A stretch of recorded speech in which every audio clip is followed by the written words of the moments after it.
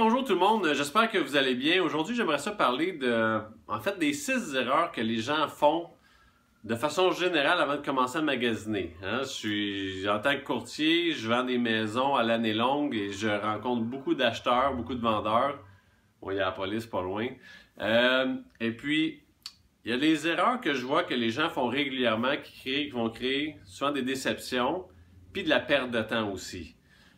Mais en tant qu'acheteur, c'est quoi les erreurs qu'on devrait éviter avant même de commencer à magasiner une maison? Avant même de se dire « Hey, on va aller visiter telle propriété parce qu'elle nous semble intéressante », c'est quoi les choses à faire avant même de faire ça, de planifier une visite? Bien, premièrement, la première chose que je vois le plus souvent, c'est que les gens, ils ne savent pas exactement c'est quoi leur budget.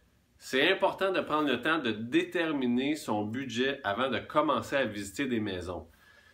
La banque, là je ne parle pas de se faire préapprouver. En réalité, c'est que une des choses que je vois souvent, c'est que les banques, aux yeux des acheteurs, vont trop autoriser une hypothèque trop haute. C'est ça que je veux dire.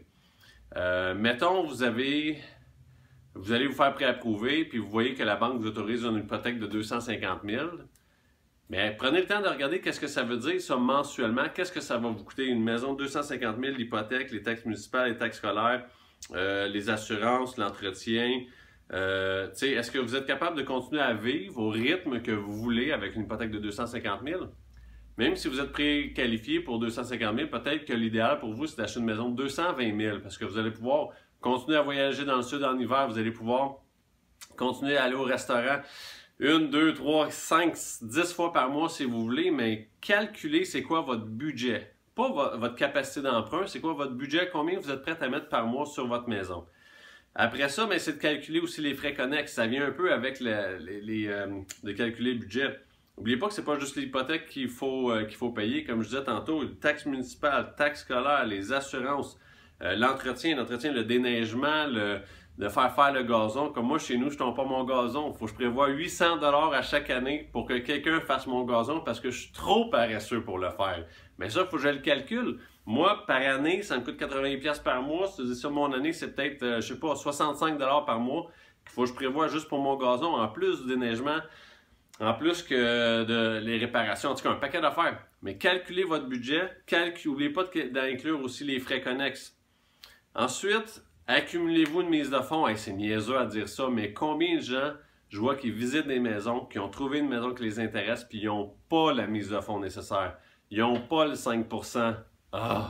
Puis, de se préparer pour une visite, pour acheter, c'est pas juste la mise de fonds. Il faut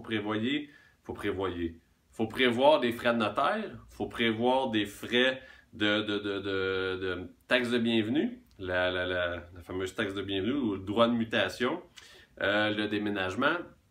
Ça coûte de l'argent déménager, ça coûte de l'argent acheter une maison. Prévoyez ça aussi. Il y a beaucoup de choses qu'il faut préparer avant même de dire que oui, on est prêt à acheter. Ensuite, une fois que vous avez déterminé tout ça, allez vous faire préapprouver. On n'a même pas encore visité une maison. Faites-vous préapprouver. Allez déterminer c'est combien vous pouvez emprunter. Fait que si vous avez calculé que vous êtes prêt à payer des paiements d'hypothèque de 900 par mois, plus les frais, plus si ça revient, mettons, à 1300 par mois. Faites-vous préapprouver pour voir combien vous pouvez emprunter pour être sûr que votre budget est réaliste. Et dernièrement, là, contactez un courtier. C'est la 6e chose que vous devriez faire. Fait que assurez-vous de bien planifier toutes ces étapes-là avant même de commencer à penser à visiter. Vous allez sauver bien du temps, bien des frustrations parce que le pire, c'est d'aller visiter une maison, trouver la propriété que vous aimez, la maison de vos rêves, puis arriver à faire une offre d'achat puis vous faire refuser parce que vous n'avez pas bien prévu votre coût. J'espère que ça vous a aidé. C'était Sébastien Cloutier pour le courtierquidivrait.com.